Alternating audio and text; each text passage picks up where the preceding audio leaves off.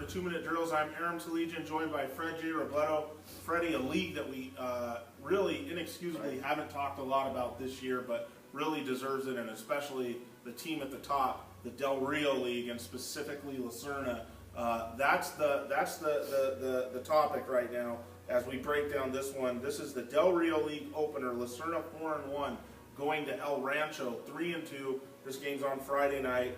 A heck of a way to start the Del Rio League, Freddie, and the reason why is because a lot of folks believe this is one of the better classes that El Rancho has had in a while. They played a pretty good non-league schedule. They're 3-2, and if anybody's going to knock off La Serna, which is kind of an oxymoron. I don't think there's anyone else in this league who has a chance except for maybe El Rancho. Maybe El Rancho. It's maybe El Rancho. They're 3-2, and they've played a pretty tough schedule, Aram. Right. I mean, they really have. And El Rancho's a school. I remember I had a brief stint in Whittier years ago, subbing in there for Roger Murray, and that is a football school, football town over there. They get really excited about their football. So I can, and they're blue collar kids. They always have been. When they have good football teams, they really get after it, and just looking at the scores, and I haven't seen them this year, but the way they're competing, some of the things that they're doing, I expect this to be a really, really competitive game. Now, I know La Serna right now, and they've really surprised me after losing Frankie Palmer and winning the championship that they haven't had a big letdown. This really tells you a lot about their school and their program and the way they're able to just really turn it over here. I mean, it really is.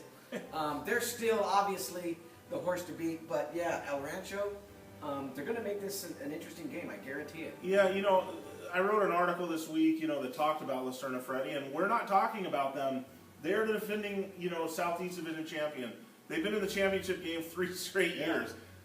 Freddie, this team, they're 4-1, and all we're talking about is St. Francis, La Mirada, to some degree Cathedral. Right. I don't think that's such a great idea, because this La Serna team has beaten Los Osos, has beaten Rancho Cucamonga. This team from Colorado they lost to in week 0, according to Coach Beltran at La Serna, is now the #1 ranked team in the state of Colorado.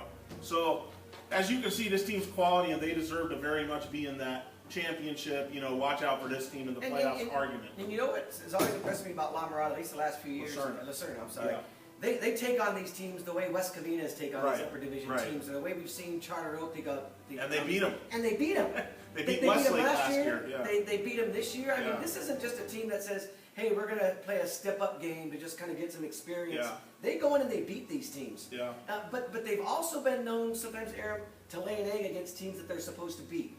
Okay. Well, I mean, they have. They have. I'm sure that's what El Rancho's hoping for. I don't know if El Rancho's ready to knock them off, but I just have this feeling that they're going to give them a more competitive game than you think. I think you have the Cal Preps thing up here right now. The reason why. What's the projection on this game on Cal Preps? I mean, they've been doing their projections now. They've got La Serna winning 38-22, so a 16-point. The reason why you get this feeling, Freddie, I'm sure, is because the game's at El Rancho. It can be a pretty crazy environment. The fans really get into it. Like you said, it's a football school. There's a lot of pride there. Not an easy place to play.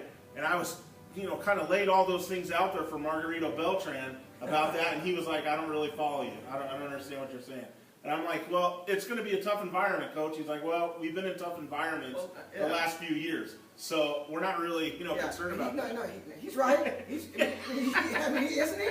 Yeah, he's right. But you look at El Rancho. Here's why you got to be impressed. Claremont, a team that's 4-1, they beat them 46-24. Right. Troy, always a decent team in Orange County, that's 4-1 right now.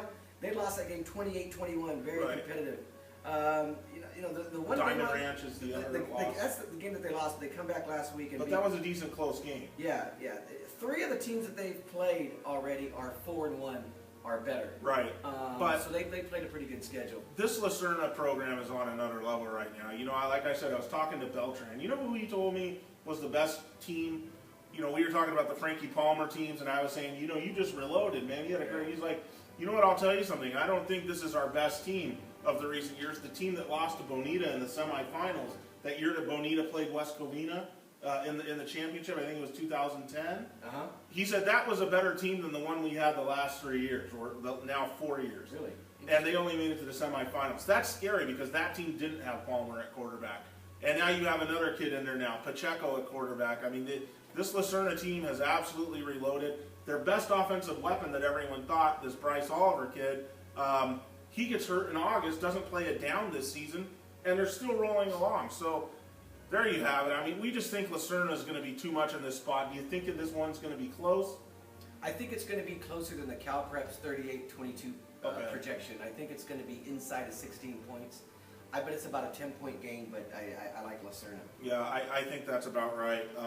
So we both have Lacerna in this game, and Freddie, if they do win this game and they do take care of the rest of the Del Rio League, which they'll be big favorites to do, they're going to be 9-1 at the end of the non-league season with a loss to that. I'll tell you what, that Southeast Division is looking really amazing. Interesting right now with St. Francis in there, Cathedral, obviously Cathedral, La Mirada in there with Lacerna. And now Lacerna. Lacerna And Mirror, you never know what's up. Can you imagine a Lacerna La Mirada playoff game? How exciting that would be! Yes, I would be outstanding, and all we need to do is get La Habra in that division, and we've got it made.